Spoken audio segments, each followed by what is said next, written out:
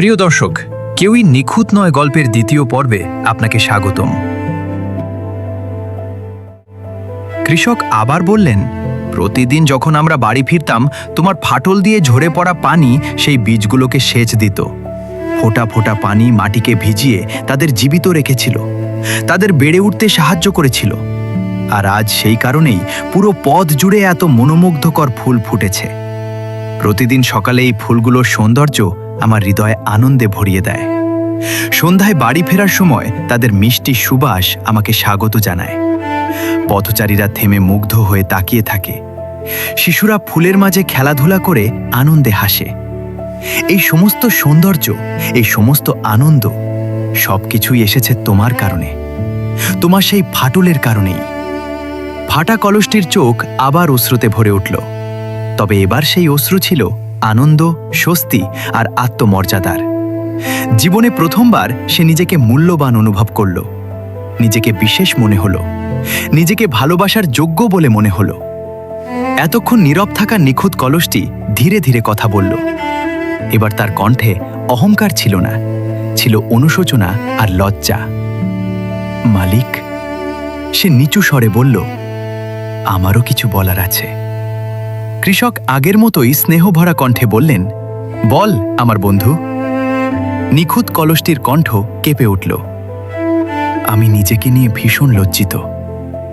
এতদিন আমি ফাটা কলসটিকে অপমান করেছি, তাকে অযোগ্য বলেছি। ভাবতাম আমি তার চেয়ে শ্রেষ্ঠ, কারণ আমি এক ফোঁটা পানিও নষ্ট করি না। কিন্তু আজ আমি সত্য উপলব্ধি করেছি। আমি যখন নিজের নিখুঁততা নিয়ে অহংকার করছিলাম, তখন আমার এই বন্ধু এমন সৌন্দর্য সৃষ্টি করছিল যা আমি কখনো পারতাম না। আমি তার ভেতরের আসল মূল্য বুঝতে পারিনি। তারপর সে ফাটা কলসটির দিকে তাকিয়ে বলল, বন্ধু, আমাকে ক্ষমা করো। আমি তোমাকে কষ্ট দিয়েছি। আমি নিষ্ঠুর ছিলাম, যেখানে আমার সহানুভূতিশীল হওয়া উচিত ছিল। আমি তোমাকে বিচার করেছি, অথচ তোমার গল্পটা জানতাম না। তুমি অকেজো নও, তুমি নিজের মতো করে অসাধারণ। ফাটা কলসটি মমতা ভরা হৃদয়ে উত্তর দিল, আমি তোমাকে ক্ষমা করে দিলাম বন্ধু। আমরা সবাই ভুল করি। আসল বিষয় হলো তুমি তোমার ভুল বুঝতে পেরেছ। কৃষক প্রশান্ত হাসি হাসলেন। তিনি দুজনের পরিবর্তন দেখে গভীর আনন্দ অনুভব করলেন। তারপর তিনি বললেন, আমার প্রিয় বন্ধুরা, মন দিয়ে শোনো। এই পৃথিবীতে কেউই সম্পূর্ণ নিখুঁত নয়। আমাদের সবারই কিছু গুণ আছে, আবার কিছু দুর্বলতাও আছে। কিছু শক্তি আছে, আবার কিছু সীমাবদ্ধতাও আছে। এটাই জীবনের স্বাভাবিক নিয়ম। তিনি নিখুঁত কলসটির দিকে তাকিয়ে বললেন, তুমি দক্ষতার সাথে পানি বহন করতে পারো। এটাই তোমার বিশেষ গুণ। তোমার কারণে আমার পরিবার প্রতিদিন বিশুদ্ধ পানি পায়।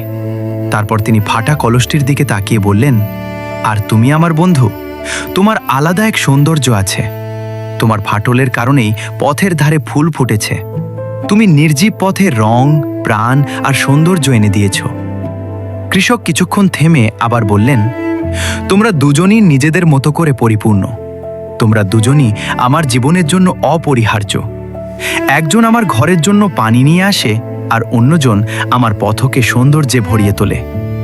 যদি তোমরা দুজনই নিখুঁত হতে, তাহলে আমার পানি থাকতো কিন্তু ফুল থাকতো না। আর যদি দুজনই ফাটা হতে, তাহলে ফুল থাকতো কিন্তু পর্যাপ্ত পানি থাকতো না। তোমরা একে অপরকে সম্পূর্ণ করো। দুই কলস এবার সব বুঝতে পারল। নিখুঁত কলসটির অহংকার গলে গেল, ফাটা কলসটির আত্মগ্লানি মুছে গেল। তারা উপলব্ধি করল তুলনা করা অর্থহীন, কারণ প্রত্যেকেরই আলাদা উদ্দেশ্য ও গুরুত্ব আছে। সেদিন থেকে নিখুঁত কলসটি বিনয়ের সাথে পানি বহন করত, আর ফাটা কলসটি আনন্দের সাথে পানি ঝরাত। তারা আর প্রতিদ্বন্দ্বী ছিল না, তারা হয়ে উঠেছিল সত্যিকারের বন্ধু। একজন বাড়িতে পানি নিয়ে যেত, আর অন্যজন পথ জুড়ে সৌন্দর্য ছড়িয়ে দিত।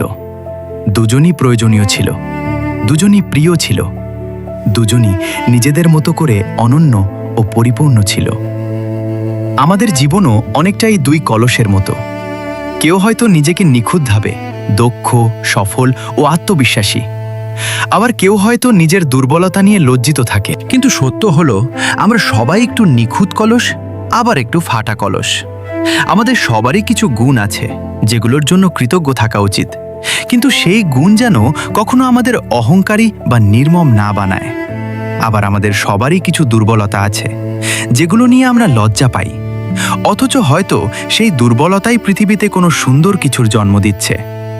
গুরুত্বপূর্ণ বিষয় হলো নিখুঁত হওয়া নয়, বরং নিজের সত্যিকারের সত্তাকে গ্রহণ করা এবং নিজের সামর্থ্য দিয়ে পৃথিবীতে ভালো কিছু সৃষ্টি করা। কারণ কেউই সম্পূর্ণ নিখুঁত নয়, আর সেটাই স্বাভাবিক। আমাদের অসম্পূর্ণতাই আমাদের মানুষ বানায়, আমাদের দুর্বলতাই আমাদের আলাদা করে তোলে। আর অনেক সময় যেটাকে আমরা নিজের সবচেয়ে বড় দুর্বলতা মনে করি, সেটাই হয়তো পৃথিবীর জন্য আমাদের সবচেয়ে বড় উপহার। গল্পটি বন্ধুদের সাথে শেয়ার করো। গল্পটি কেমন লেগেছে এবং কেমন গল্প শুনতে চাও কমেন্ট করে জানাও। রাহমান স্টোরি ক্যানভাসের সাথে থাকো, যাতে আমরা একসাথে শক্তি ও জ্ঞানের এই পথে এগিয়ে যেতে পারি। সুন্দর সুন্দর গল্প পেতে ফলো, সাবস্ক্রাইব, লাইক, কমেন্ট এবং শেয়ার করে আমাদের সাথেই থাকো। ধন্যবাদ।